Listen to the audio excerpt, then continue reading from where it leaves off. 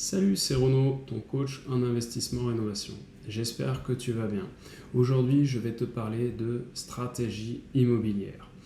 Alors, si tu ne sais pas ce que c'est, la stratégie immobilière, c'est tout simplement ton plan d'action par rapport à l'immobilier qui va te permettre d'atteindre tes objectifs.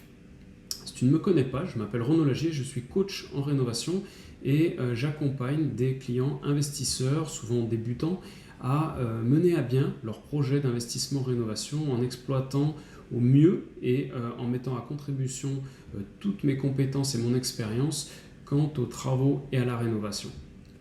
Alors, la stratégie immobilière, c'est un point qui est vraiment primordial et que j'aborde en général vraiment dès le départ avec mes clients en accompagnement individuel, de façon à être sûr que l'investissement qu'on va choisir va correspondre réellement à leurs objectifs.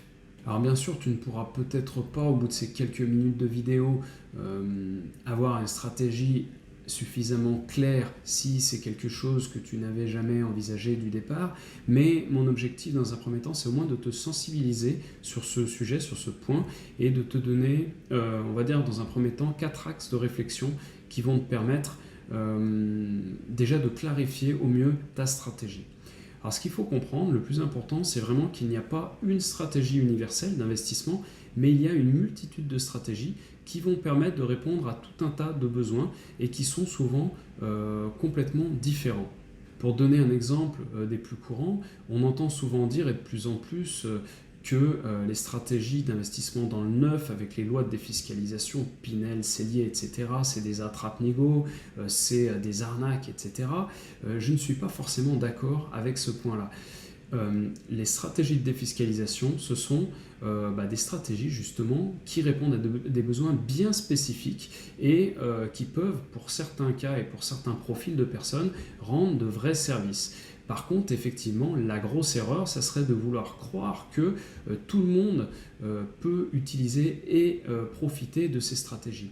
A l'inverse, pour une stratégie complètement opposée, ça serait par exemple d'investir dans des immeubles de rapport à la campagne. C'est quelque chose qui peut paraître alléchant. Acheter un immeuble à la campagne, on achète ça pas cher, on peut avoir tout de suite 5, 6, 8, 10 locataires d'un coup, se retrouver avec un cash flow assez important à la fin du mois et penser que c'est une des meilleures stratégies qui existent. Pourtant, investir dans un studio neuf en loi Pinel ou Cellier, c'est parfois beaucoup moins dangereux que d'investir dans un immeuble complet à la campagne, pour tout un tas de critères. Je ne dis pas que c'est mieux ou que c'est moins bien, je dis que d'un point de vue purement risque, par exemple, c'est souvent plus risqué d'investir dans un immeuble que dans un studio au sein d'une grosse copropriété. Chaque stratégie va avoir des avantages et des inconvénients, et chacun de ces avantages et de ces inconvénients vont devoir être jaugés en fonction de tes objectifs, de tes compétences, de ton temps, de ton énergie, de ton argent, bref, de tout ce que tu auras à disposition et de ton profil en réalité d'investisseur. Alors en vérité, je connais très peu d'investisseurs qui achètent de l'immobilier, qui investissent dans l'immobilier juste pour le principe d'avoir de l'immobilier. La plupart du temps, il y a toujours une idée derrière, c'est un objectif plus ou moins long terme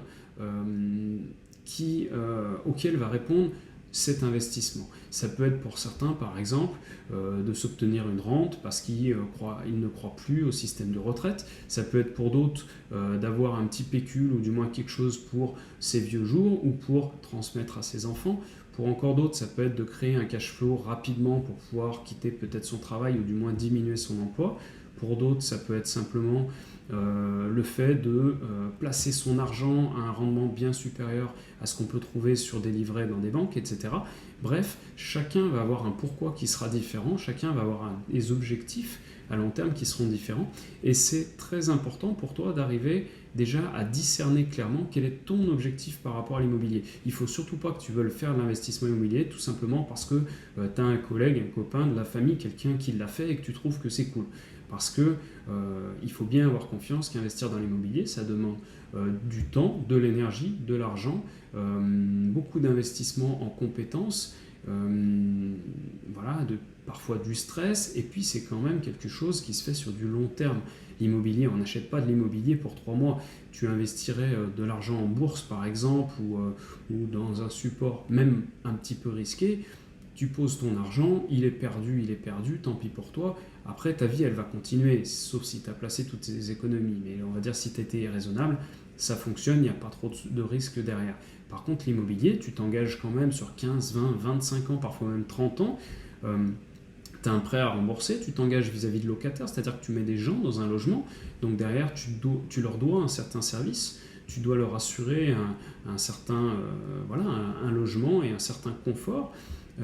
Et si dans les mois, les années à venir, il y a des soucis sur ta maison, ton appartement, ton immeuble, peu importe quel qu'il soit, c'est toi qui vas devoir les gérer derrière.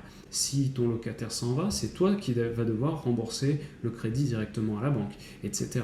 Donc l'immobilier, c'est quelque chose qu'il faut quand même envisager sur du long terme. C'est pas quelque chose qu'on fait sur un coup de tête en disant bon, ça marche pas, tant pis. Donc, à ton avis, quel est réellement ton pourquoi? Quel est ton objectif à long terme? Et comment penses-tu que l'immobilier, ce véhicule d'enrichissement, de développement, puisse t'aider à atteindre tes objectifs? Alors je vais te proposer 4 axes de réflexion qui vont te permettre de clarifier ta stratégie immobilière, ta propre stratégie. Le premier axe, on en a déjà parlé un petit peu, ça serait de définir ton pourquoi. En quoi l'immobilier va te servir à atteindre tes objectifs de vie, en quoi l'immobilier va te servir, pourquoi cherches-tu à faire de l'immobilier et quel est ton ultime but par rapport à ça. Le deuxième point serait de définir tes objectifs immobiliers à long, moyen et court terme. Est-ce que tu penses garder ton patrimoine longtemps? Est-ce que tu penses le transmettre? Ou alors, au contraire, est-ce que tu penses arbitrer et revendre des biens régulièrement? Est-ce que tu cherches à faire du cash flow rapidement? Ou alors, est-ce que tu cherches plutôt une rente plus tard, puisque pour l'instant, peut-être que tu paierais trop d'impôts, etc. Vraiment, essaye de clarifier ces objectifs moyen, court et long terme, de façon à pouvoir y voir beaucoup plus clair sur le plus longtemps possible. Le troisième point, c'est un point qui est extrêmement important. Ça va être l'utilisation de tes ressources, temps, énergie et argent. Combien de temps es-tu prêt à investir dans ton immobilier? Combien d'argent es-tu prêt à investir dans ton immobilier? Et combien d'énergie es-tu prêt à investir dans ton immobilier? Et en fonction des différentes stratégies, on pourra retrouver ces facteurs à des niveaux qui seront complètement différents et parfois complètement opposés. Donc c'est vraiment important de savoir clarifier ça du départ, temps, énergie et argent. Tu peux par exemple sur une échelle de 0 à 10 essayer de coter ces 3 ressources qui sont vraiment indispensables et ça nous permettra en fait derrière de savoir quel type d'investissement peut être intéressant pour toi et à l'opposé quel type d'investissement peut être dangereux ou pas du tout adapté pour toi. Ensuite, dernier point, tes compétences. Sur quelles compétences peux-tu t'appuyer pour tes investissements immobiliers et à l'opposé, lesquels nécessiteraient que tu te fasses aider, que tu te fasses accompagner. Si par exemple tu es très bricoleur, tu vas peut-être pouvoir faire une partie de tes travaux toi-même. Par contre, peut-être qu'à côté de ça, tu n'as pas des gros revenus et que tu aurais besoin d'être aidé pour la partie financement ou du moins d'investir avec une autre personne. Peut-être à l'opposé, tu aurais de l'argent, tu aurais on va dire un bon dossier bancaire, mais par contre que tu n'as aucune compétence en travaux, en bricolage, en rénovation, que tu n'as pas vraiment le temps parce que tu as un emploi qui est très prenant et derrière tu aurais besoin peut-être de te faire accompagner plus sur la partie suivi de chantier, limite gestion clé en main de façon à pouvoir mener ton investissement à terme. Et enfin, quatrième point, sur quelles compétences peux-tu t'appuyer pour développer les meilleures stratégies d'investissement, tes meilleures stratégies d'investissement, ou à l'opposé, quelles compétences te font défaut et nécessiteraient une aide ou un accompagnement extérieur. Ça pourrait être par exemple, tu peux être quelqu'un de très bricoleur qui a pas mal de temps. Par contre, à côté de ça, tu es voilà, tu es nul en calcul, etc., tu aurais besoin de quelqu'un qui t'aide à monter ton dossier bancaire. À l'opposé, ça pourrait être, tu es très doué avec les chiffres, tu es bon en finance, tu as même des bons revenus, donc tu aurais la ressource argent. Par contre, tu n'as aucune compétence, aucune connaissance en travaux, en rénovation, en chantier, et tu aurais besoin de te faire accompagner sur ce point-là. Ou, autre cas de figure, ça pourrait être par exemple que tu es très doué en organisation, en préparation, en gestion, mais à côté de ça, que tu as du mal à passer à l'action, que tu as tendance à procrastiner un peu et tu aurais besoin qu'on t'aide à passer à l'action. Bref, c'est vraiment important, comme dans tout projet, de savoir définir tes forces et tes faiblesses, tes compétences et on va dire, et tes lacunes, de façon à pouvoir choisir les stratégies qui correspondent le plus à ton profil d'investisseur et éventuellement trouver les personnes dans ton équipe qui sauraient le mieux t'accompagner, puisque comme je le répète souvent, l'investissement immobilier, c'est un travail d'équipe avant tout. Tu ne peux pas faire des projets absolument tout seul. Tu as besoin d'être entouré, d'avoir des entrepreneurs, des conseillers, des avocats, éventuellement des notaires, des agents immobiliers. Bref, il y a besoin de tout un petit écosystème autour de toi pour pouvoir mener à bien tes projets d'investissement.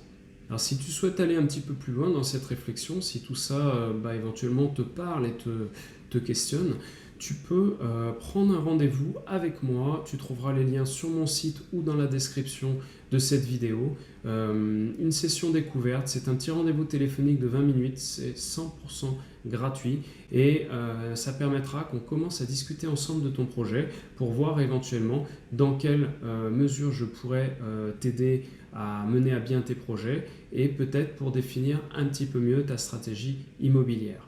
Comme d'habitude, si tu as des questions, n'hésite pas à les poser en commentaire, je me ferai un plaisir d'y répondre.